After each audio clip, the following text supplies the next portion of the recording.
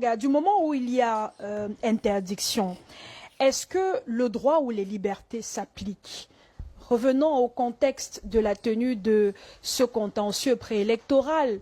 Il y a un communiqué du préfet qui interdit aux uns et aux autres de se rendre tout autour du Conseil constitutionnel, et se rendre même dans la salle d'audience. Il est demandé à ces Camerounais, aux Camerounais, d'attendre les conclusions de cette audience. Du moment où donc on viole l'interdiction et on décide de s'y rendre, est-ce qu'on n'assume pas complètement la responsabilité de Il va laver ce cette journaliste à 2 balles. Bon, alors, vous me reposez pratiquement 2 fois la même question. Je réponds 2 fois de la même manière. Et qui viole quoi? Qui viole la loi entre le préfet et les citoyens? Vous pensez que parce qu'on est préfet, on peut s'asseoir dans son bureau et décider que Philippe Nanga ne s'appelle plus Philippe Nanga? Mais il y a un risque de trouble à l'ordre public. Qui crée le trouble dans ce cas? Qui crée? C'est celui qui refuse de reconnaître que je suis Philippe Nanga, alors que la loi me reconnaît comme tel. C'est pas l'inverse. Il ne faut pas qu'on inverse. Je vais vous lire un texte qui est un texte de l'Union africaine qu'on appelle la ligne directrice sur la liberté d'association et de réunion. Et je vais vous dire comment ils définissent, comment c'est défini, comment l'Union africaine définit ce qu'on appelle la réunion, qui est un droit. D'abord, il faut que la réunion ait un droit. Et maintenant, comment ils définissent la réunion? Ils disent, la réunion désigne un rassemblement volontaire, en privé ou en public, à des fins expressives, pour s'exprimer, et pour une durée prolongée. Le droit de réunion peut s'exercer de diverses façons, notamment par des manifestations, des réunions, des processions, des rassemblements, des sit-ins, des funérailles, par l'utilisation des plateformes en ligne ou de toute autre manière que les gens choisissent. C'est ça qu'on appelle une réunion. Donc ce n'est pas parce que les gens sont en mouvement, pas parce que les gens sont en mouvement, un regroupement de personnes en mouvement, qu'on va transformer ça en manifestation publique. Ça peut s'entendre une réunion reconnue par les institutions internationales. Donc je pense qu'il ne faut pas qu'on déforme les choses. Nous avons l'habitude, et ça, je commence cette déformation, n'est-ce pas, de la réalité. C'est-à-dire, vous avez les citoyens qui ont des droits, et vous avez des administrations qui violent les droits, et comme l'administration viole les droits des citoyens sont interdits de riposter. Vous êtes en train de dire aux citoyens détenteurs de la souveraineté, n'est-ce pas, de se soumettre au désir d'un individu qui est à leur service. En fait, c'est ça que je constate dans notre pays. Mais l'individu est à la tête de l'administration. Une administration qui a été mise en place par le citoyen et qui est, n'est-ce pas, animée, qui fonctionne par les soins des citoyens. Il faut expliquer ça aux téléspectateurs, que le président de la République, le palais a été conçu par les citoyens. Les militaires, tout ce qu'ils ont comme matériel, c'est acheté par nous. Pour nous protéger, pas pour nous traquer. Ce sont les citoyens qui mettent en place les institutions pour être à leur service. Ce n'est pas l'inverse.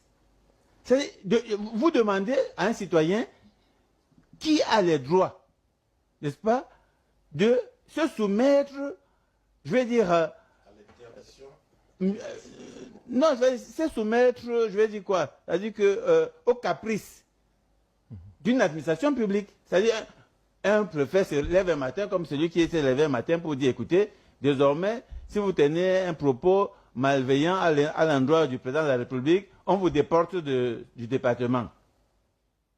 Une violation grave des libertés fondamentales au Cameroun. Lui devrait être poursuivi. D'accord? Et donc, de plus en plus, on laisse faire que c'est devenu quelque chose de normal. Vous voyez, vous posez la question, quand le préfet prend un communiqué pour dire qu'on ne doit pas assister à l'audience publique, alors que la loi dit que cette audience est publique, c'est-à-dire que les citoyens sont autorisés à aller, vous demandez, est-ce que le citoyen doit respecter le communiqué ou la loi? Et vous dites, quand le citoyen décide de ne pas respecter la loi, le communiqué qui n'a rien à voir avec la loi, vous trouvez que s'il y a quelqu'un qui a violé un droit, c'est plutôt le citoyen.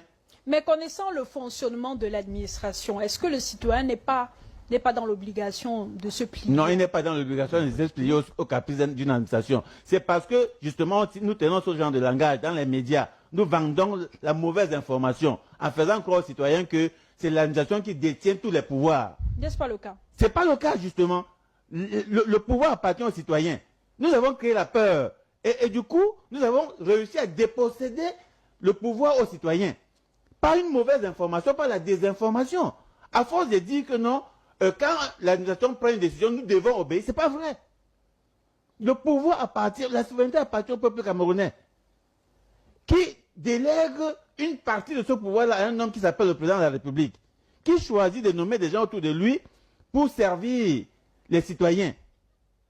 Et donc, ces personnes ne peuvent pas devenir les patrons des citoyens. Alors, cette mauvaise lecture de la réalité, aujourd'hui, a transformé les Camerounais qui pensent qu'ils doivent se soumettre au caprice d'une administration publique. C'est-à-dire, un sous-préfet peut se lever un matin et dire on ne passe pas ici. Et les gens doivent obéir, comme vous dites là. C'est-à-dire que si le sous-préfet prend un communiqué et dit moi, écoutez, je vais vous raconter une histoire. Alors, nous étions en activité dans une commune là, ici à Douala, et puis il y a un sous-préfet qui a estimé que nos animateurs de proximité ne doivent plus travailler dans sa commune. C'était quand même un peu drôle. Et je pense qu'il a finalement compris sa hiérarchie que, voilà, je lui ai simplement notifié que jusqu'à ce qu'il me prouve que Monde Avenir est interdit d'activité dans sa commune, nous allons poursuivre nos activités là-bas. Et donc, voilà, en mettant en copie. C'est grave. C'est-à-dire une organisation reconnue au Cameroun, des citoyens camerounais dans leur propre territoire, vous leur dites, si vous continuez à mener des activités d'animation qui consistaient en même temps à sensibiliser les Camerounais à aller s'inscrire, vous partez de mon... Il a appelé son territoire. Vous voyez cette confusion-là. Le sous-préfet estime que c'est son territoire. Il s'adresse à des gens qui sont nés dans un territoire et il vous dit, si vous continuez, vous partez de mon territoire. C'est le chef d'État. Ah non, il faut arrêter ça. Je pense qu'il faut donner la bonne information. Elle insiste, hein, c'est le journaliste. À comprendre que c'est eux qui ont le pouvoir. C'est eux qui financent le fonctionnement de l'État, ce qu'on appelle l'État, l'administration publique. C'est nous qui finançons le fonctionnement de l'administration publique. Et donc, on ne peut pas financer le fonctionnement d'une institution qui se donne le droit de nous blâmer, de nous brimer tout le temps. À un moment donné, il faut que les gens prennent conscience de cela. Et ça passe par l'éducation, ça passe par les médias. Les médias dans notre pays vendent la peur. Attention, le sous-préfet, le préfet, le gouverneur, attention, c'est le président. Mais le président n'est pas le patron des citoyens. Le président a été élu par les citoyens. C'est-à-dire qu'on lui a donné un mandat. Bonjour les enfants, c'est papa. Mon mur est un asile psychiatrique à ciel ouvert et ma salle d'attente est toujours bondée. Bienvenue à la clinique les enfants. Philippe Nanga est tellement clair, mais ce qui m'inquiète, c'est la journaliste. C'est la journaliste. Elle semble toujours ne rien comprendre. Elle n'arrive pas à comprendre comment les journalistes ont eux-mêmes réussi à terroriser les populations, le peuple.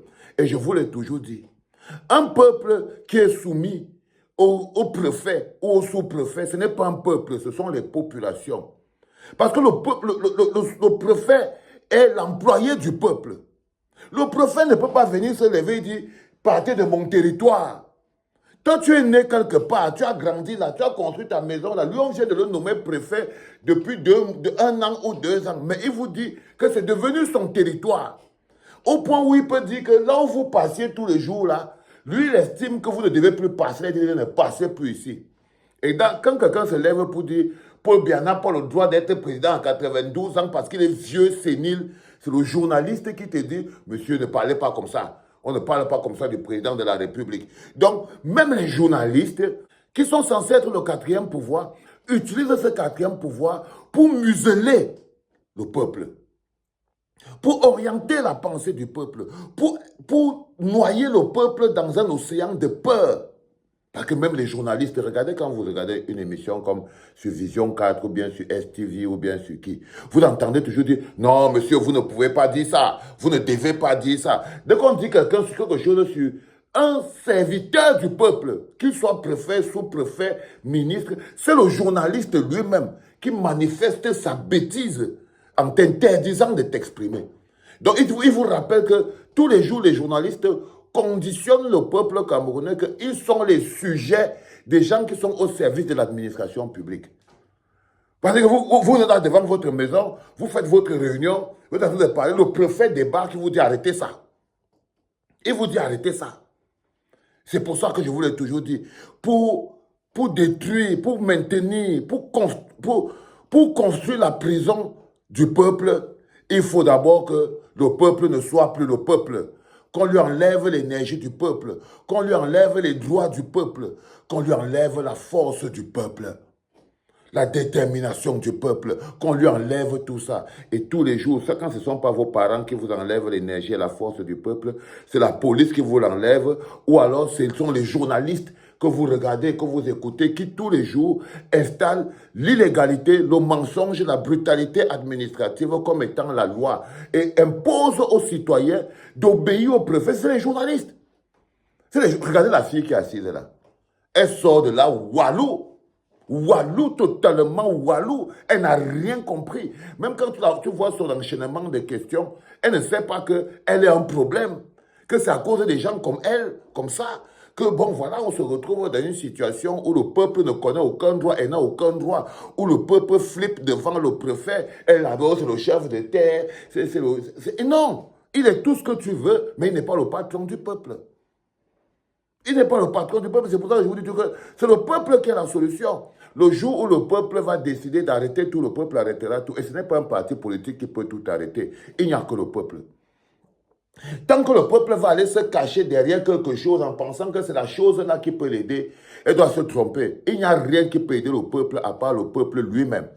Dès que le peuple arrête de se cacher, dès que le peuple arrête de ramper, tout le reste devient walou, maïs. Dès que le peuple est debout, tout le reste est maïs.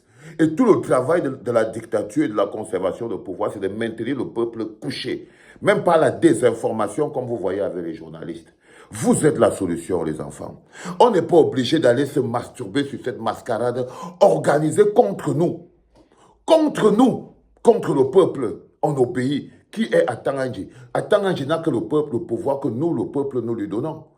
Il n'a que le pouvoir qui prend de la peur, qui l'inspire et sur les journalistes, qui l'inspire sur les Camerounais. Mais quand vous voyez 30 millions de Camerounais qui se pissent devant pour la Tanganji, vous devrez avoir honte. Nous tous, nous devrions avoir honte. Que 30 millions de lions indomptables se font pipi devant un préfet, un sous-préfet, un Paul Tanganji. En manière donc de peuple, vous n'êtes rien du tout. Rien du tout à l'échelle des peuples, vous n'êtes rien du tout. Ça fait mal, mais c'est ça notre problème. Le Cameroun a mal à son peuple. Tout ce qui est fait autour, c'est pour rappeler au peuple qu'il n'est rien, qu'il est faible, qu'il est abruti, qu'il est assujetti. Et tant que vos peuples, vous ne ferez pas la première action qui vous permet de vous mettre debout. On vous dit qu'aujourd'hui, le dimanche, Sosten Bayemi, par exemple, il est prêtre là-bas, au bas, l'archevêque de il est sur les sextapes, sur Internet et tout. Mais c'est vous encore qui venez le défendre. Ah non, ce n'est pas... Vous n'êtes pas bien. Vous êtes un peuple détruit. Totalement détruit. Je suis désolé. C'était papa, les enfants.